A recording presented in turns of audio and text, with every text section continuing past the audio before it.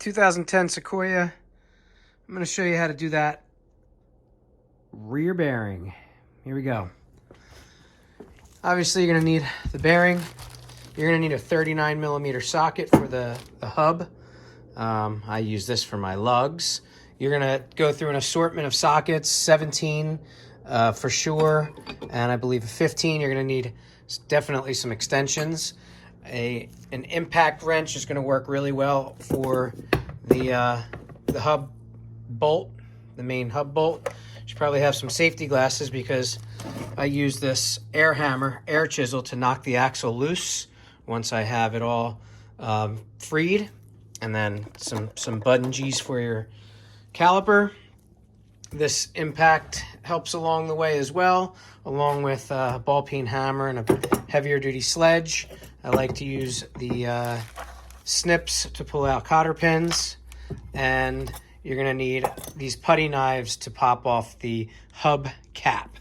I also like to use a nice spotlight. All right, so this is where we are right now. Caliper, rotor are removed.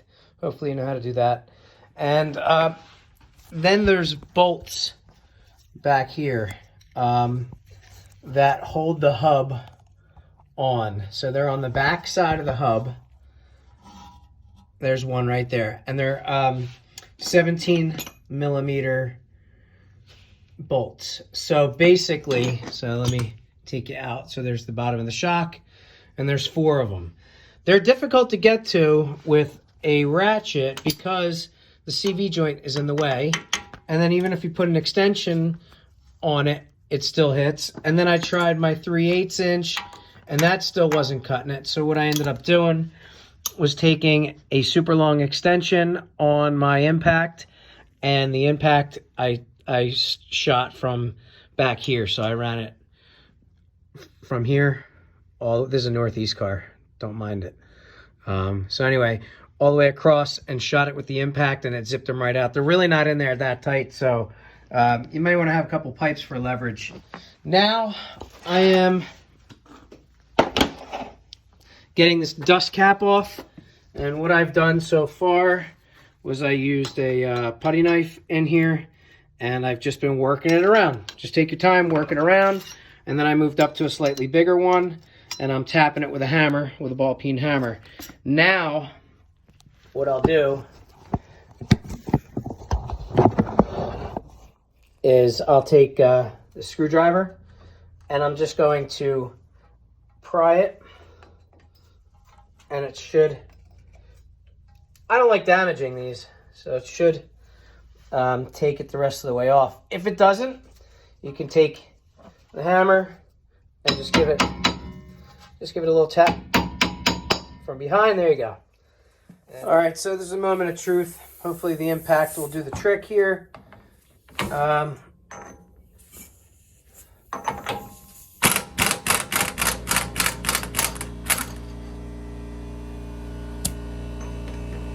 right. Keep all these together. My bearing did not come with a new cotter pin, so I got to reuse it. So now I take a block of wood to blunt the impact. I'm going to take my hammer here and start loosening this up.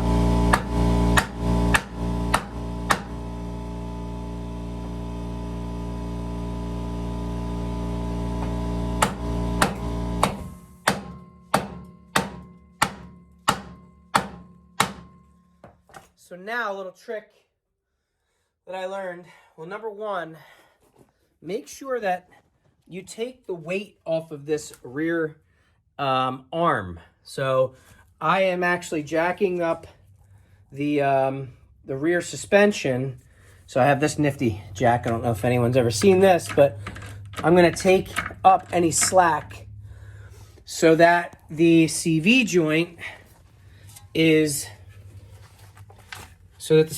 straight. So this here, this bar, you want to get it as straight as you can. If that's not straight and it's sagging down, then it's going to put pressure, it's going to put uneven pressure on the end of this axle. So by hitting it, you'll start to break it loose. In order to take this hub off, this needs to come loose. So I'm gonna keep banging on it, and then I have another little trick. All right, so I just beat it up a little bit with the wood, and this is my little trick. Harbor Freight air hammer, air chisel. I don't know, I think they sell different bits for this, and some people are probably gonna talk about the fact that I'm chewing up the end of this, but it's really not that bad. And if you just put a little weight on it,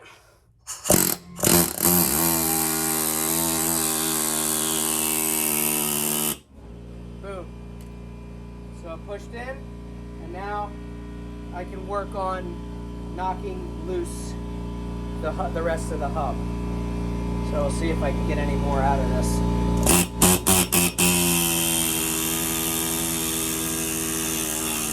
Yeah, a little bit more. And then probably start beating the hub. Well, it's already loose. So probably give it a couple whacks.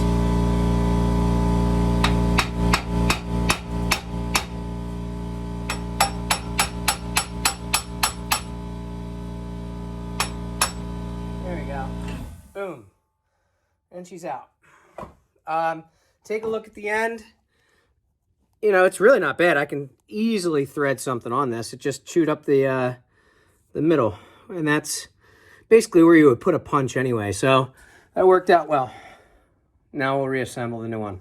So this is the 4th wheel bearing that I'm doing on this vehicle. I've been tracking them down, and I've failed over and over again. So basically, when I was driving down the road, I heard a nasty sound. It was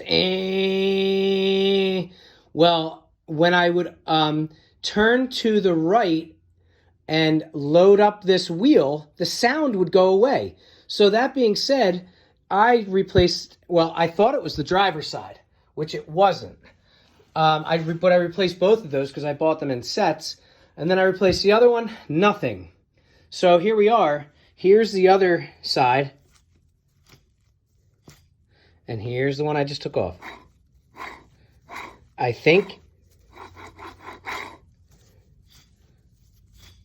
we got it. I think this is it. All right, so let's reassemble. Here's the new one.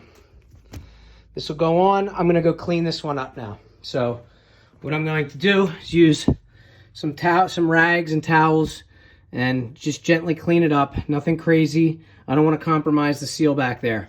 So then we'll, I'll put some grease in there. I'm going to grease the edge, but don't put too much, because if you clog up your speed sensor, you're gonna get lights on the dashboard and have all kinds of problems. I'm actually gonna clean off that grease. I'm just gonna clean that thing off and put a nice little coat in there and reassemble. All right, so when you bolt this back up, make sure that you don't tighten one all at once. Kind of like your wheels, your lugs. To tighten this one, then put this one in, tighten that, a little bit, hand tighten, I should say. Then, do these two, and then work your way around, work your way backwards, and just continue to tighten them up as you go. And it'll ease in getting the bolts in, and I think it'll also make sure that you have nice, even torque on them as well. So now we are ready to put this back on here. That was on my lowest setting there. I'm gonna go up. And one more blast on max setting. Okay.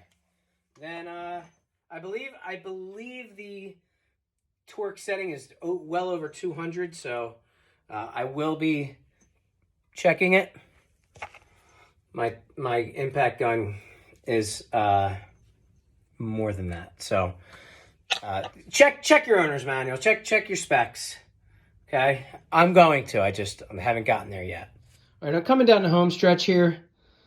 I like to grease up this whole mating area. I mean, my rotor's gonna end up sitting on that, and sometimes they get fused together from rust. Obviously, I'm in the Northeast, and I experienced that, so I even put some behind the dust cap. And as you can see, by taking it off that way, it didn't really suffer any damage. And I put it back on with that board that I was using to hit the axle, and I just tapped it in on the board with a ball peen.